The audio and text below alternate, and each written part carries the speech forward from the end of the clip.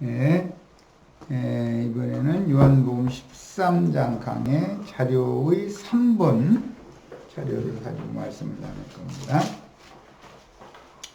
13장 8절부터 이제 이어나가는데, 베드로가 이르되 내 발을 절대로 씻지 못하시리다. 예수께서 대답하시되 내가 너를 씻지 아니하면 네가 나와 상관이 없느니라. 이 말씀은 전에도 한번 말씀을 했던 얘기이기 때문에 바로 설명 없이 읽어나갑니다. 제자들을 대표하는 베드로는 주님을 열정적으로 사랑했고 항상 앞장섰으므로 더러는 꾸중도 대표로 받았고 시험도 대표로 받았지만, 주님은 베드로를 남편이 아내와 상관하듯이 아셨으나, 주님이 베드로를 아는 것처럼 베드로도 주님을 알아야 되는데, 아직은 주님은 베드로를 너무 정확히 알고 있지만 베드로는 주님에 대해서 정확히 알지 못한다. 말하자면 이제 지금 그 말이에요. 이제 상관관계를 맺으면 상호 정확하게 알게 되죠. 말하고자 하는 의도는 거기에 있어요. 히브리인들의 언어 관습에서 남녀가 상관한다는 표현은 동침한다, 동침이라고 번역이 되죠. 는 뜻이고, 서로를 깊이 알고 상대방에 대하여 그의 심중에 있는 모든 것을 이해하므로 그에게서 나타난 허물이나 흠결까지도 사랑하게 되어 자신이 짊어지고 감당한다는 뜻입니다. 상관이 있다. 내가 너와 상관이 있다라고 하면은 베드로의 약점도 예수님이 담당할 수가 있는 거예요. 아내의 신분이니까, 남편과 아내의 관계인 것이죠. 남편은 아내의 약점도 사랑해 주기 마련이죠. 약점을 몰라가지고는 부부가 아니죠. 그리고 아내가 눈을 어떻게 뜨는가, 숨소리가 어떤가, 숨소리만 들어봐도 지금 성질 났는지 사랑한다는 뜻인지 숨소리만 들어도 다 알죠. 남편은 그걸 모르면 남편도 아니죠. 또 아내도 마찬가지고, 이제 이렇게 아는 것을 상관한다. 그래서 그 상관이라는 용어를 나중에 히브리서 기자가 표현을 할 때는, 우리가 예수를 알 때 깊이 알라라고 표현을, 깊이 한다라고 이렇게 표현을 했죠. 여기 상관이라는 용어에서 나온 같은 개념의 말이에요. 자, 베드로는 주님께서 제자들을 자리에 앉혀놓고 종의 입장으로 제자들의 발을 씻겨주실 때 천연적인 생각으로 너무 황송했으므로 내 발을 절대로 씻기지 못하리이다 라고 주님을 만류했으나, 주님의 답변은 단호했습니다. 내가 너를 씻어주지 아니하면 네가 나와 상관이 없느니라. 씻어주는 것은 상관관계를 맺기 위한 거다라는 말인 거죠, 지금. 이 단호한 말씀은 너도 유다의 길을 가려느냐라는 말씀이지만, 그 당시 베드로는 주님의 의도를 이해하지 못했고 당혹했습니다. 주님과 피로 맺은 새 언약에 근거한 새 계명을 수행하려면 베드로의 천연적인 열정이나 주님을 향한 혼적인 사랑으로는 절대로 피로 맺은 새 언약 때 맹세로 받은 새 계명을 충성을 다하여 지킬 수 없음을 아직은 깨달을 수가 없었던 것은, 흙사람의 혼생명과 위로부터 다시 난 새 사람의 영적 생명에 대하여 정확한 이해가 없었기 때문입니다. 이제 이 문제 때문에 오늘 밤에 닭이 2번 울기 전에 베드로가 예수를, 나는 저를 모른다고 3번 부인을 하는 과정을 거쳐야 되는 거죠. 그래야 이제 정확하게 씻김을 받는 거예요. 그럼 그 다음부터는 상관관계가 맺어질 수가 있는 거예요. 주의 성령이 오셔서 베드로의 영과 연합을 맺기 위한 과정이다라는 말인 것을 알 수 있는 거예요. 자, 본문에서 제자가 주님과 상관하다, 제자가 주님과 상관이 있다라는 말씀의 의도는 제자와 주님이 생명의 연합을 맺어서 하나가 되는 것을 의미하며, 베드로가 천연적인 옛사람의 혼생명을 부인하지 않고 지금과 같은 혼생명에서 나오는 사랑으로 주님을 사랑하다가는 결국 주님을 저주하며 돌아설 여지가 다분하나, 베드로는 아직 자신이 주님을 오늘 밤에 3번씩이나 부인하리라고 꿈에도 생각을 못하고 있는 거죠. 이건 베드로의 지금 현재 입장에서는 있을 수 없는 일이죠. 이게 혼적으로 주님을 사랑하는 것과 진짜로 영적으로 주님을 사랑하는 것이 어떤 차이가 있는지를 이제 이 밤에 베드로는 이제 철두철미하게 체험적으로 배워야 되는 그런 상황이 온 거예요. 즉 영으로 주님의 그 영을 영접하여 영 안에서 한 명이 되어 주를 섬기는 것과 천연적인 옛사람에게서 나오는 열성과 육신과 연합된 혼생명에서 비롯된 천연적인 사람의 사랑으로 주님을 따르고 섬기는 것의 차이를 전혀 의식하지 못했으니 그 당시 제자들의 영과 정신세계는 베드로와 같았고 베드로는 제자들의 신앙을 대표하는 제자였던 것입니다. 우리들도 이런 사랑으로 열성낼 수 있죠. 얼마든지. 얼마든지 이럴 수 있어요. 주님을 사랑한다는 사람 치고 90% 이상이 지금 이 밤에 예수를 3번 부인한 그런 체험을 겪은 적이 없는 베드로의 천연적인 사랑으로 주님을 사랑한다라고 보면 정확할 거예요. 특히 전도한다고 뭐 전철역 뭐 이런 데서 막 주 예수를 믿어라 그래야만 너가 되지 구원을 얻으랴 막 축복을 받을지어다 막 이런 사람들 치고 얼굴이 해같이 빛나잖아요. 그런데 그런 사람들이 다 지금 베드로와 같은 그런 입장이지 주님을 진짜로 사랑하는 거지. 본인의 입장에서 보면 주님 사랑하지 않고는 그렇게 못하는 거예요. 그런데 하나님은 그런 봉사를 받을 수가 없다는 거예요. 그와는 연합을 맺을 수 없다는 거예요. 이게 참 비밀이죠. 자, 이제 9절로 10절로 갑니다. 11절까지 시몬 베드로가 이르되 주여 내 발뿐 아니라 손과 머리도 씻어 주옵소서. 예수께서 이르시되 이미 목욕한 자는 발밖에 씻을 필요가 없느니라. 온 몸이 깨끗하니라. 너희가 깨끗하나 다는 아니니라 하시니. 자, 온 몸이 목욕을 했다는 건 구속, 속죄함을 받았다는 뜻인데, 그러니까 속죄, 지난 죄들을 사면받는 구속을 받은 사실이 있은 사람이 예수를 믿는 사람이고 주님을 사랑하게 되는 거예요. 그런데 그 사람이 아직도 뭔가 부족한 것이 있다는 거예요. 아직도. 이게 이제 구원의 흔히 말하는 구원의 단계라고 하는 것인데, 주님께서 회개케 하는 신을 영을 부어주시면 사람은 나는 죄인이로소이다 내게서 떠나소서. 이미 갈릴리 바다에서 그 베드로의 배에 오르신 주님 앞에 베드로가 무릎을 꿇으면서 나는 죄인이로소이다 나를 떠나소서 이렇게 자기가 죄인이라는 걸 시인하고 예수님 용서해 준 사실이 있잖아요. 이미 갈릴리에서부터 속죄를 받은 거예요. 자, 그러니까 이 문제 때문에 히브리서 5장 말미에서 6장 서두에 보면은 어린아이 신앙, 젖만 먹는 신앙인들의 상태가 이런 거다라는 거예요. 아직.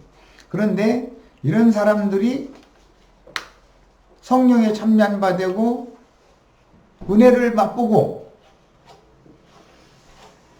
내세의 심판이나 내세의 축복이나 이런 것도 다 알고 가르침 다 받은 사람들이에요. 그런데 이 사람들을 다시 회개케 하여 새롭게 할 수가 없다 이렇게 되어 있단 말이에요. 그럼 그게 무슨 뜻이냐? 베드로 현재 상태에서 벗어날 수 없는 사람들이 많다는 것이단 말이에요. 이미 목욕을 했을지라도 한번 은혜를 받고 성령이 참여 안 받았으면 구원 받은 거잖아. 그런데도 다시 회개를 시켜야 되는데 또 회개가 또 필요한데 이 회개를 안 하려고 한다는 거예요. 이제 구원파에 속한 사람들은 한번 회개하고 구원받으면 그게 다 됐다 이런 식으로 가르치거든요. 그런데 그렇지가 않아요. 요한의 세례라고 하는 것은 사람의 흠과 허물들을 잘못된 것에 대해서 돌이킨다라는 회개를 말하는 것이고, 예수님도 회개하고 복음을 믿어라 또 회개를 또 외쳐요. 예수님도 똑같이 요한만 회개하라고 한 게 아니에요. 예수님이 회개하라 한 것은 천국을 가지고 온 메시아인 나에게로 너희는 와라. 요한의 제자에서 떠나서 이제 나의 제자가 되어야 된다라는 걸 말을 하는 거고, 성령이 오셔서 7 교회들에게 다시 교회들마다 성령이 교회들에게 말씀하실 때 회개하라라고 또 말해. 교회들 보고 이미 교회 안에 들어온 사람들인데 성령이 회개하라고 하는 말은 교회 생활을 너희가 잘못하고 있다라는 말이란 말이에요. 계시록에서는. 이게 요한의 회개와 예수가 외치는 회개와 성령께서 회개하라고 하는 이 3단계 회개에 대해서 정확한 이해가 필요하다. 왜? 요한의 회개는 육적인 잘못한 거, 육적 회개를 요구하는 것이고, 예수님이 말씀하실 때는 혼적 생명에서 벗어나도 영적 생명인 내가 생명을 주는 나에게로 너희가 와야만 완전한 구원이다. 지금 예수님은 그걸 강조하는 것이고, 그렇게 구원을 받은 사람들이 교회로 모였지만 교회에도 여전히 아직도 육신의 일도 여전히 남아있고 혼적인 일도 여전히 남아있고 세상사의 것이 잘 많이 끼어들어오기 때문에 성령이 교회들에게 회개하라고 촉구를 다시 한다 이거예요. 그러면 회개는 반드시 3단계로 하게 돼 있다라는 건데, 이런 것을 가르침을 받지 않으려고, 우리 이미 회개하고 구원 받았는데 무슨 소리냐, 우리 이제 죽으면 천당 갈 텐데 이래버린다 이거예요. 야, 이 문제는 얼마나 중요하냐. 이게 천국의 혼인에 참여를 할 수 있는 자격이 있는 자는 이기는 자들만 거기에 들어가는 것이고, 구원을 얻은 사람들이라고 해서 다 오는 새 세상에 실현되어질 메시아의 왕국에 참여할 수가 있느냐는 그게 아니다라는 거예요. 많은 사람들이 이미 구원을 받았지만 바깥 어두운데, 지옥불로 떨어지는 것은 다른 거예요. 바깥 어두운데 쫓겨날 수가 있다는 거예요. 바깥 어두운데 쫓겨난 것과 지옥에 들어가는 것은 다른 거예요. 그것을 정확하게 구분을 안 해, 사람들이. 바깥에 쫓겨나면 돌아올 기회가 있지만 지옥불에 던져지면 돌이킬 수가 없는 거예요. 아시리아나 바벨론에 이스라엘 나라 밖으로 쫓겨나면 때가 차면 돌아오는 무리가 생기잖아요. 그러나 지옥불에 완전히 던져져 버리면, 최후 심판을 받아버리면 회복이 안 되는 거예요. 이런 데 대해서 너무 이해가 너무 부족하다. 하나님은 경륜에 따라서 구약시대를 경영하신 다음에 율법과 선지자의 때가 끝나면 이방인의 때를 경영하시기 마련이고, 이방 추수가 끝나고 나면 그 천년이라고, 그 천년이 자기까지라고 성경이 명백하게 때와 기한을 또 정해놓은 기한이 또 있는데, 그것을 그 천년기의 새로운 메시아의 왕국 시대가 실현이 된다 이거예요. 새 시대가. 그래서 항상 율법과 선지자의 때가 있고 이방인의 때가 있고, 버림받았던 자기 백성을, 이스라엘을 이방인의 때 전기간 동안 버렸지만 하나님은 자기 백성을 다 지옥에 던진 게 아니고, 바리새인, 율법사, 서기관 이런 사람들만 너희가 어떻게 지옥 형벌을 피하겠느냐 그랬고, 자기 백성 중에서 더러는 회복이 된다 이거예요. 반드시. 완전히 버리는 게 아니고. 그래서 이스라엘 나라가 단체적으로 회개하는 때가 로마서 11장 15절에 의하면 온다 그래요. 하나님이 바울 사도의 동족인 저희를 버리는 것이 끊쳐진 것이고, 다시 받아주시는 것이, 다시 죽은 자 가운데서 살아나는 것이 아니면 무엇이겠느냐. 이게 이 영적 부활에 대해서 정확하게 알아야 돼. 성경의 진리를. 그 이제 로마교로부터 시작해서 개신교단 중에 장로교단 계열에 속하는 사람들은 무천년설이라는 걸 주장해요. 무천년설. 그것은 한번 구원받은 것이 죽으면 천당 갈 건데 무슨 놈의 천년왕국이 또 있고 거기에 들어갈 자가 있고 못 들어갈 자가 있고 그런 게 어디 있느냐 이러고 주장한다 이거예요. 그게 마귀 교훈이다 이거예요. 하나님은 그렇게 하시지 않는다. 하나님의 상벌은 정확하단 말이야.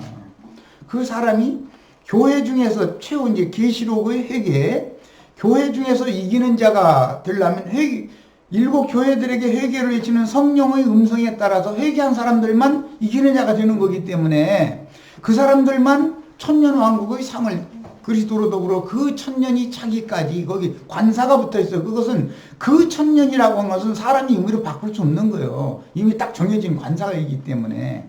그 천년이 차기까지 그리스도로 더불어 제사장이 되어 그 천년이 차기까지 왕노릇하리다 이렇게 돼 있어. 그럼 다 왕노릇하느냐? 기독교 예배당에 다니면 다 왕노릇하느냐? 천만의 말씀이야.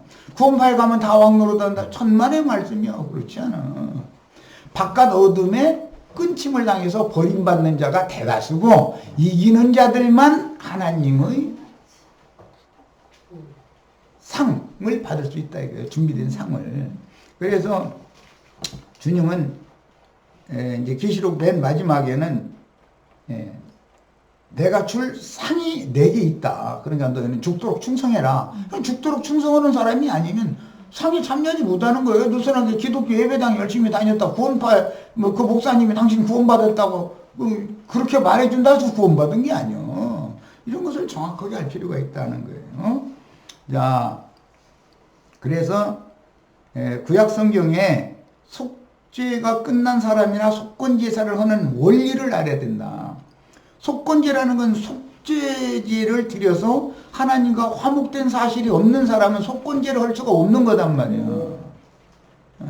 속죄가 된 사람은 근본적으로 속죄가 된 사람이나 즉 온몸이 목욕을 한 사람이나 그 다음에 교회 생활을 통해서 서로 발 씻어주는 것이 필요한 것이지 목욕도 하지 않은 사람이 발만 날마다 씻으면 뭐냐 이게요.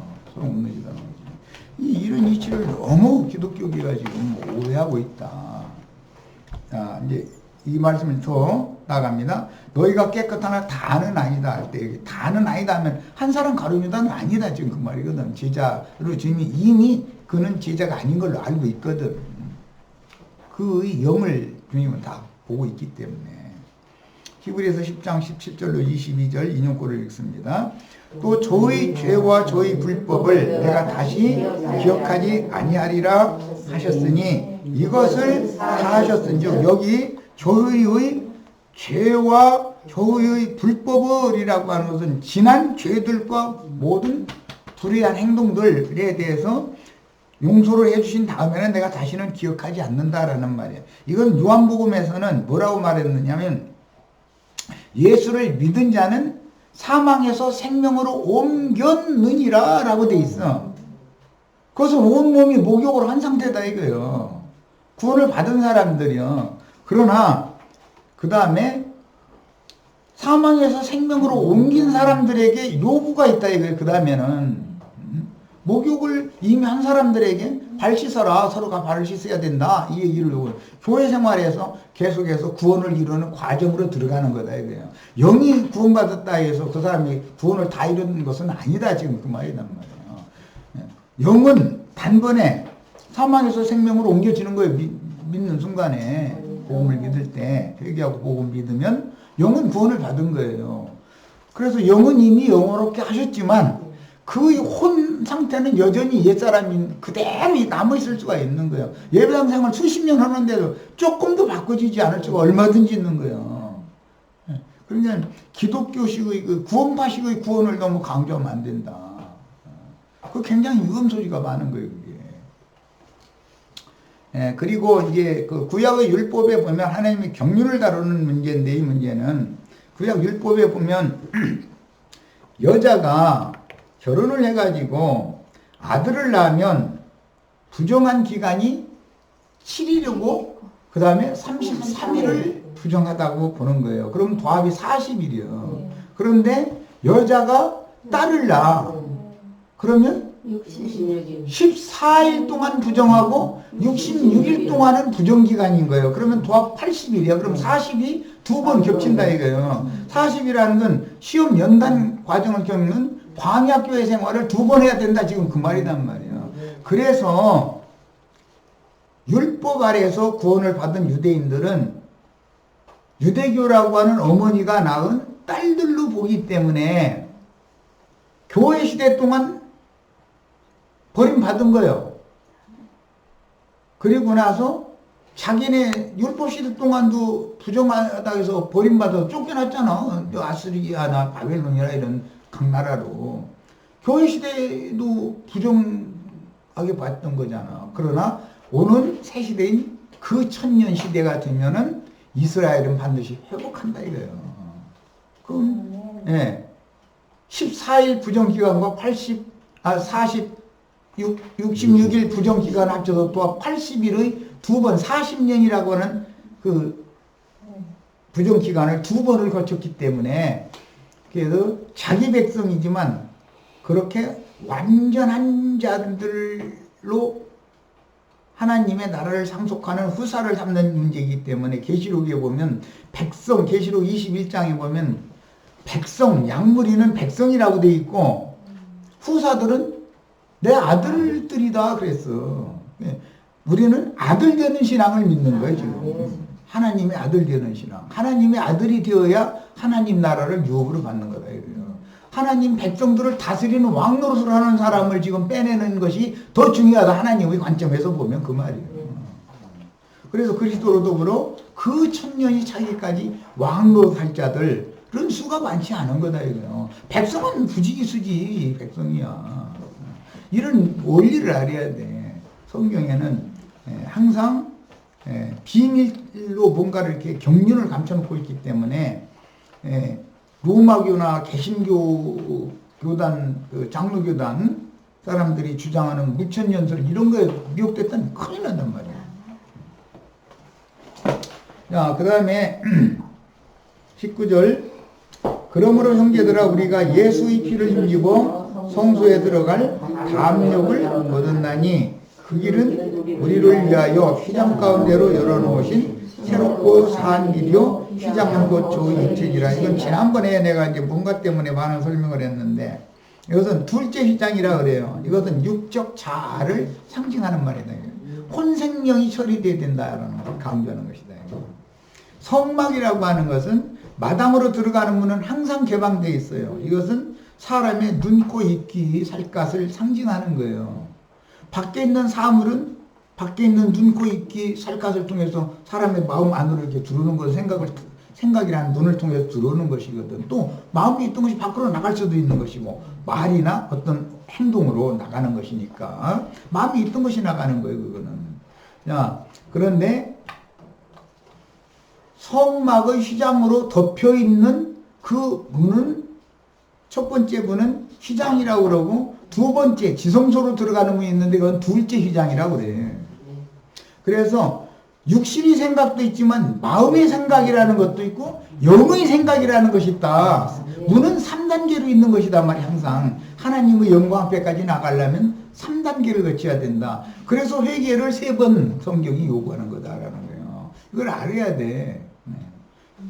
쉽지 않은 말이지만 이런 진리를 알고 있어야 돼. 영의 구원이 있지만 혼의 구원도 있고 몸도 영의 몸으로 이 육의 몸이 완전히 바꿔져서 나타나는 이 두 번째 구속, 몸의 구속을까지, 영의 구속된 사람은 몸의 구속이 날까지 인침을 받았고 기다리느니라 그랬는데 이 성경의 용어들을 우리가 정확하게 알아야 된다 이 말이에요.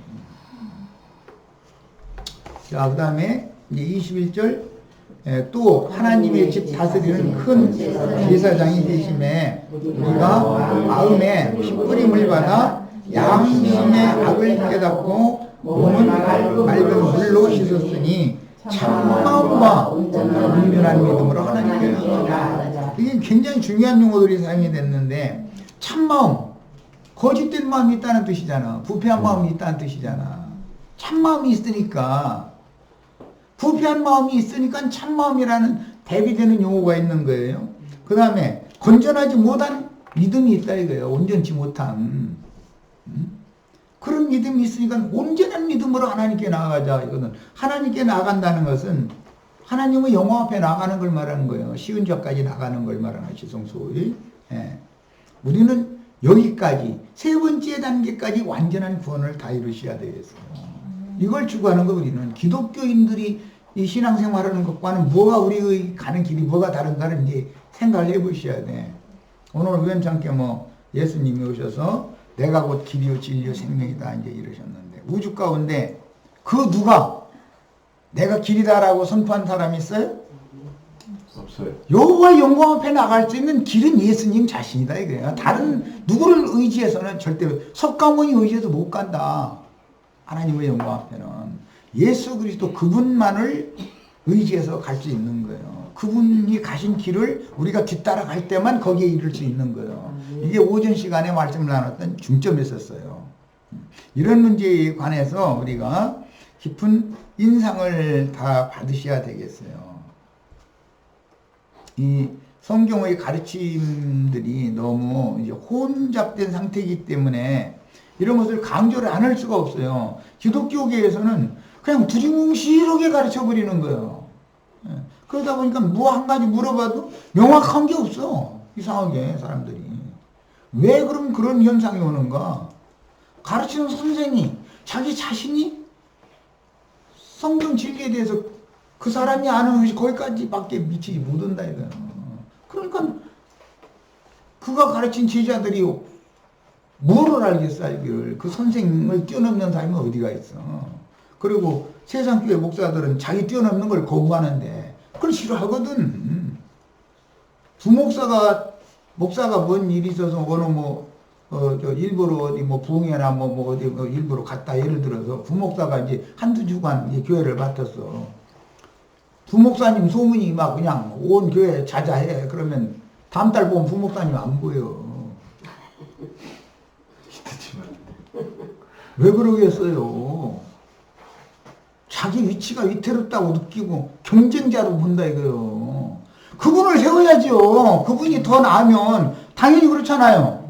자기보다 앞섰으면 그분을 세워야 되잖아요. 부목사를 세워서 그분 보고 사역하라고 그러고 자기는 난 주님이 버렸구나. 왜 내가 버림받았을까? 이걸 얘기해야 되잖아요. 그런데 그렇게 안 해요. 사람들은. 부목사 다음 달 되면 안 보인다니까. 어디로 갔는지 소리 소문도 없어. 옛날 그 박통 때 박정희에 대해서 말 한마디 잘못했다가는 중정 저 남산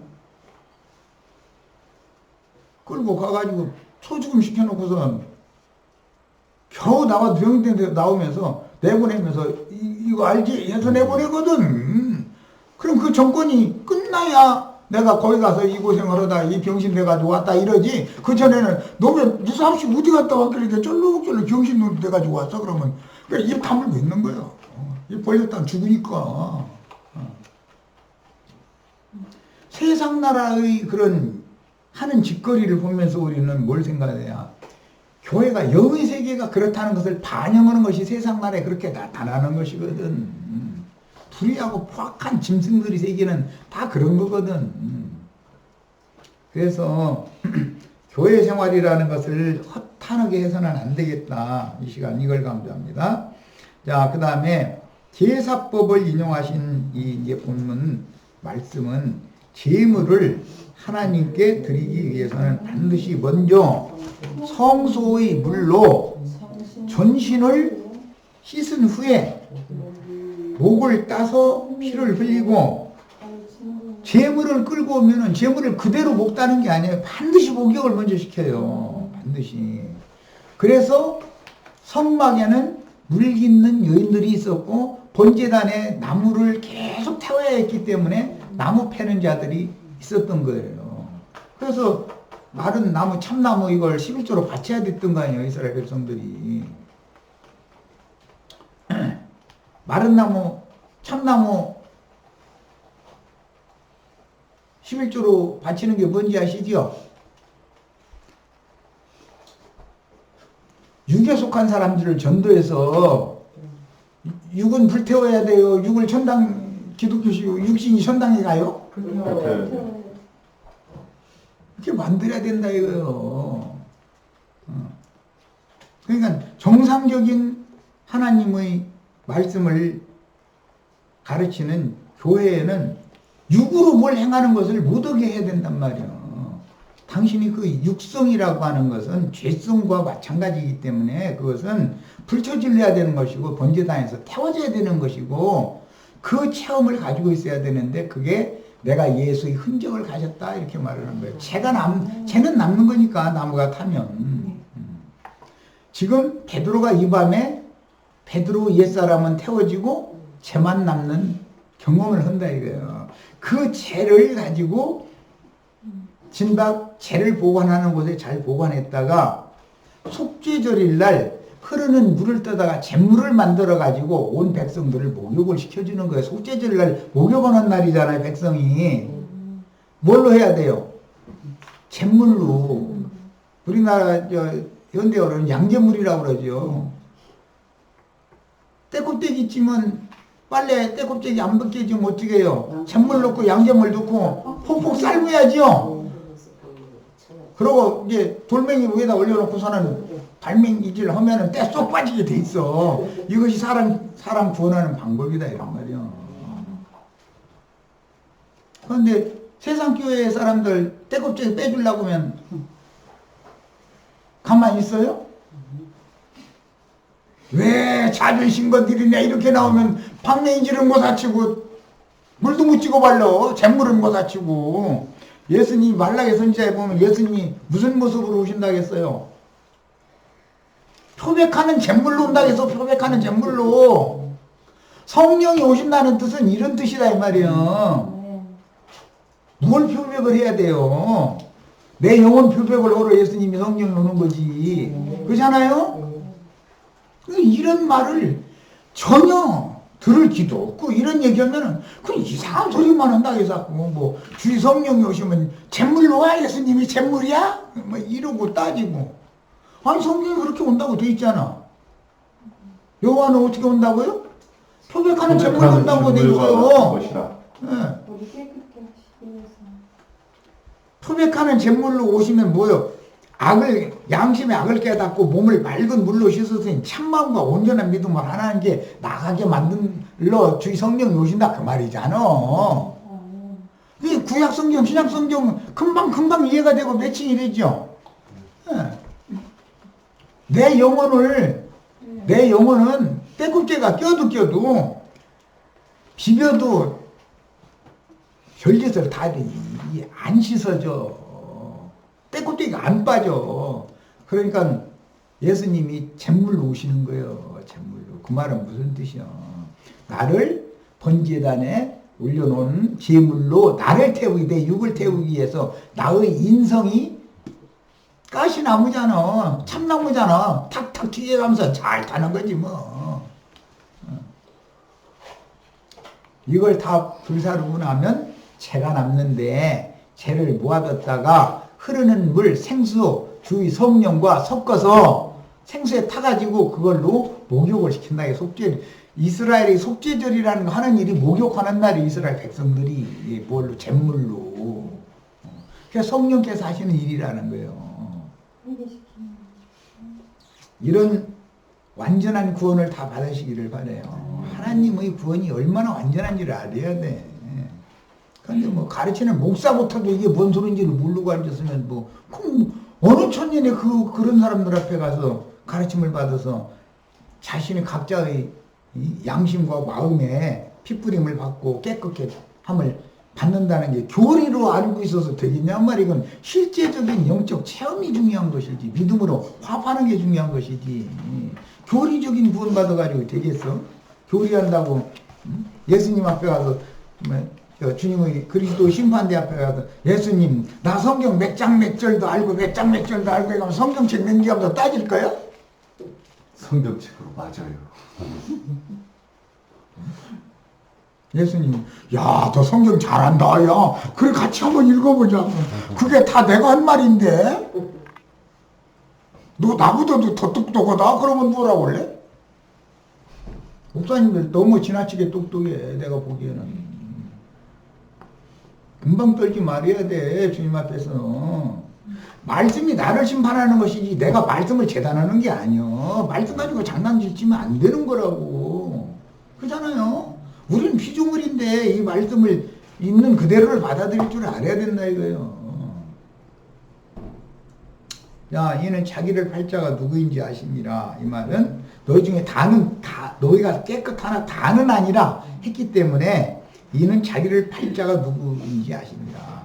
예수를 팔자는 그러니까 가룟유다는 더럽다 깨끗하다. 가룟유다는 목욕 자체를 받지 않았다 이거예요. 목욕 자체를 3년 반 동안 목욕시키는 말씀을 주었지만 가룟유다는 믿음으로 화합한 적은 없다. 이거 머릿속에 지식적으로 쌓아놓고만 있었지. 이거 갖다가 나중에 장사해 먹으려고 우려 먹으려고 그 생각만 하고 있었지. 즉 가룟유다는 목사 노릇하고 싶은 생각에 불타 있는 거예요. 예수님만 이 주님만 사라져 주시면 그 다음에 내가 예수님 대타 나서겠다는 생각에 사로잡혀 있는 사람이지. 목사님들이 유명한 목사님 이름이 더 유명해요.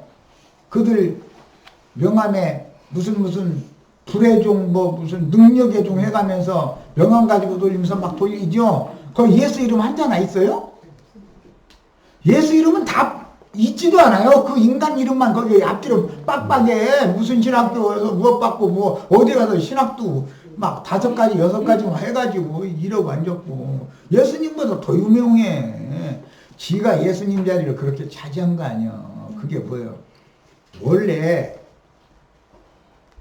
하나님의 보좌를 넘보던 사탄이 북극 집회후에 좌정을 하는데 모든 구름 위에 올라서 내가 북극 집회에 좌정을 해가지고 지극히 높으신 자가 내가 비기리라 한다는 게 마귀가 그렇게 타락을 해서 버림을 받았는데 그 마귀의 영이 오늘날 목사님들한테 그대로 전해지고 있다 이거예요. 우리는 예수의 영을 받아야지 그런 마귀의 영을 받아서는 안 되겠어요. 구분이 필요해 이거는. 자 이제 15장 1절 인용구를 읽겠습니다. 무릇 내게 붙어 있어 열매를 맺지 아니하는 가지는 아버지께서 그것을 제거해 버리시고 무릇 열매를 맺는 가지는 더 열매를 맺게 하려 하여 그것을 깨끗게 하시니라. 너희는 내가 일러준 말로 이미 깨끗하여졌으니 이건 이미 주님이 3년 반 동안 제자들에게 가르쳐 주신 그 말, 주님의 말씀으로 목욕을 다 했다 이 말이잖아. 내 안에 거하라 나도 너희 안에 거하리라. 이제 상관관계가 맺어지는 거죠. 제자들이 주 안에 주님이 제자들 안에 거하면 상관관계가 맺어지는 거잖아요. 아내는 남편 품 안에 있을 때가 제일 행복한 거예요. 안전한 거고 남편은 아내 안에 있어야 행복하고 편안하고 힘이 되는 것이고 가지가 포도나무에 붙어있지 아니하면 상관관계가 없는 거지. 포도나무와 상관이 없잖아요. 이 말씀은 나는 참포도나무다라는 말씀으로부터 시작된 말이잖아요. 내 아버지는 농부고 나는 참포도나무다. 그래서 좋은 열매를 맺지 않는 가지는 다 쳐내버린다 이거예요. 묵은 가지. 포도나무는 묵은 가지에서는 절대 열매를 안 맺잖아요. 그러니까 농부는 묵은 가지 봄 되면 가지치기를 먼저 해야 되잖아요. 그래서 새 가지가 새눈에서 세 가지가 나오면 그 세 가지에서나 열매를 맺는 게 포도나무의 특징이거든. 그래서 유대교 랍비들을 예수님은 쳐내러 왔다 이게 지금 묵은 가지. 그래서 세 가지 주님의 지지자들인 무식쟁이들 있던 사람들이잖아. 아무것도 뭐를 알아. 랍비들하고 베드로하고 비교하면 지식적으로나 세상적으로 유명한 것으로나 사람들이 추앙하는 것으로나 베드로와 랍비들이 비교가 되겠어요? 그런데도 주님은 그 유명한 랍비들 묵은 가지를 싹 쳐내버리고 참포도나무 당신 자신에게 제자들을 갖다 덕 붙여가지고 세 가지에서 전도를 하게 해서 교회를 세우게 만들었단 말이야. 야, 부부와 같이 생명의 연합을 맺은 상태로서 서로 안에 거한다는 건 그런 상태를 말하는 거예요. 주와 합하여 한 영이 되어 있지 않으면 생명의 씨를 받아서 잉태하고 해산할 수 없듯이 위로부터 다시 나서 위에 계신 하나님의 집에 거할 수가 없습니다. 요한복음 3장 13절이 응한 성도들이 되어야 되겠다. 그리고 에베소서 2장 5절, 히브리서 12장 22절로 24절 인용을 해드렸는데 요한복음 3장 13절은 중요한 구절이기 때문에 본인의 성경을 찾아서 읽겠습니다.